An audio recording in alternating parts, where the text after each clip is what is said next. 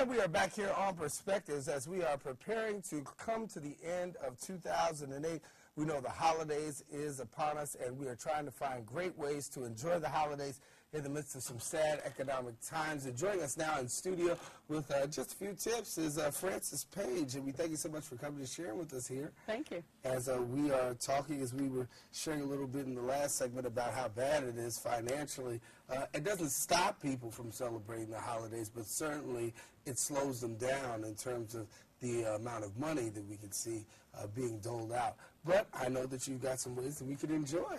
Yes, you know, this may be a year for us to actually take a step back and see what's really important about the holidays to each one of us. Now, ChristmasTimeInNewYorkCity.com is a logistical guide to help you enjoy experiences with one another. It's not all about where to shop and what to buy. These things are important for the needy, for our children, but for the rest of us, it's time to maybe take a look at what's really important at this time of year and how can we spend more valuable time with one another. What our website does is allow you to do a little less searching, a little more finding, so you can really spend time doing the fun things and doing it smartly, doing it on a budget. It's possible to do even in this city. Walk us through some of these here. Well, we have a few tips for exploring a city so as not to wear yourself out, exploring some new things in your own neighborhood. One of the things that we're so lucky to have here is that we're a place where many people spend a lot of money to get here. We're already here. So what can we look at that might be under 10 and under, for example, which is a big feature on the website these days. And, you know, right here in the Bronx, Hostas Center for Cultural Arts and Culture. Tomorrow night they're having a Kwanzaa celebration. Next Saturday there's going to be a wonderful children's program, Parande, a Puerto Rican holiday special.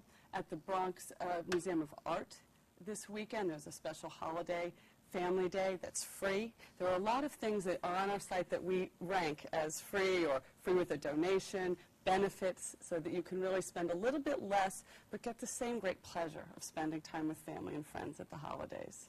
And I think you said something very important, because when you talk about New York, I think a lot of people do spend time trying to get here and make their vacations here.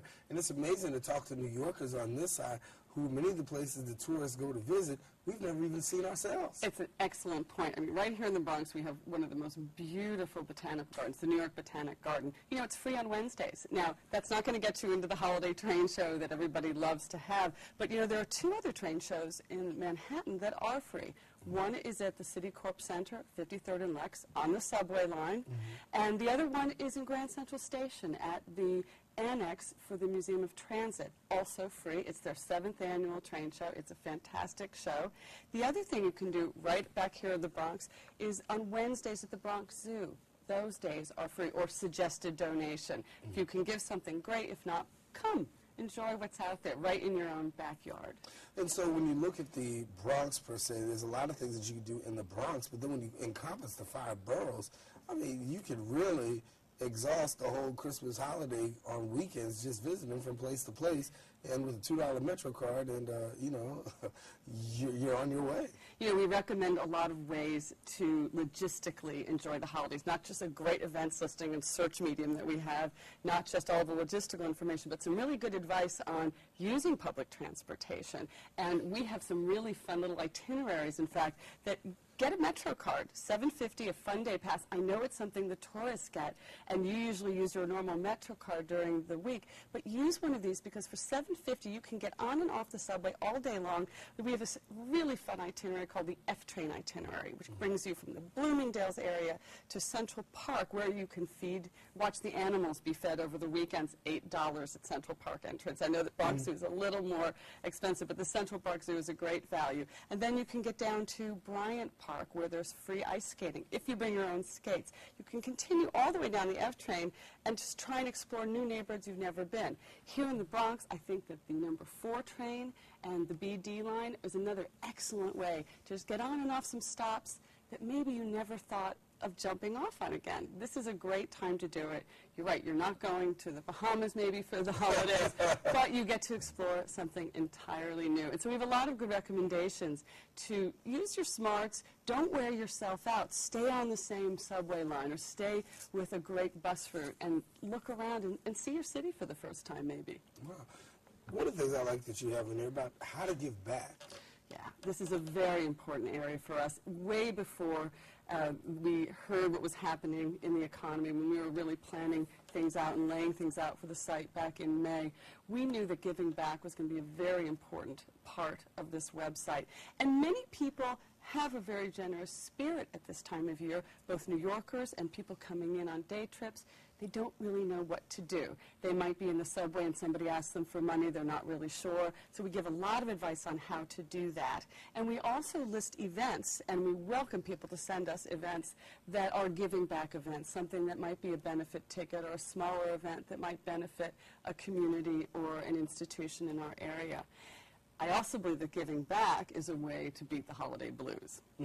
I think this is going to be a little bit of a tough year, and as I said, it's great to take care of. Let's look at the needy, let's look at our children, and let's look at ourselves a little bit differently this year, and look at what you've really got. What do you really have? And you may have some extraordinary skills that somebody nearby you really needs. Maybe there's a neighbor who is not going to be decorating as much this year, they're not as physically able, or needs to have someone check some frayed cables and you can bring over, a new electrical cord, or maybe you know somebody who has young children and they're just not going to have the time to get out and shop in the middle of work and child care. Maybe you can volunteer to be there for an evening so that they can get out and help the elves to create a really great Christmas. There's a lot of things when we look in the mirror and think, this is a terrible year, I have nothing, I have nothing. You actually have so much, and a little bit different than maybe what your neighbor.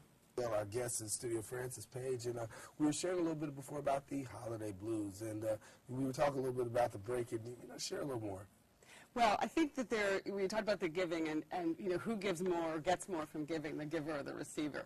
And I think if you find something, as I said, the nice skill that you have and can offer someone else, you're very proud. It makes you feel quite human and kind, and I think that's something we're all going to need to bathe in helping one another during this holiday season.